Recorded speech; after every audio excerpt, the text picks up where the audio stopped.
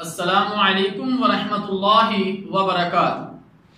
الحمدللہ وکفا والصلاة والسلام علی اشرف الانبیاء والمرسلین نبینا محمد وعلی آلہ واصحابہ اجمعین۔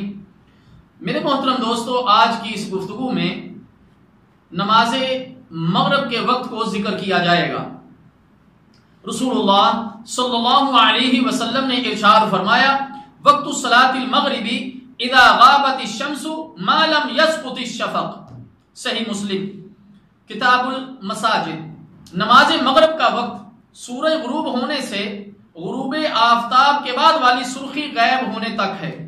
سیدنا رافع بن خدیج رضی اللہ تعالی عنہ فرماتے ہیں، ہم رسول اللہ صلی اللہ علیہ وسلم کے ساتھ نماز مغرب ادا کرتے تھے اور نماز کے بعد بھی اتنی روشنی ہوتی تھی کہ ہم میں سے کوئی آدمی جاتا اور تیر پھینکتا تو وہ اس کے گرنے کی جگہ دیکھ لیتا تھا۔ صحیح بخاری کتاب مواقیت الصلاۃ۔ میرے محترم دوستو، جبرائیل علیہ السلام نے پیارے نبی صلی اللہ علیہ وسلم کو 2 دن نماز پڑھائی۔ دونوں دن نماز مغرب ایک ہی وقت یعنی اول وقت میں پڑھائی، تو اس لیے نماز مغرب کو بلا وجہ بغیر کسی شرعی عذر کے لیٹ کر کے پڑھنا جائز نہیں، بلکہ اب اول وقت میں پڑھنا چاہیے۔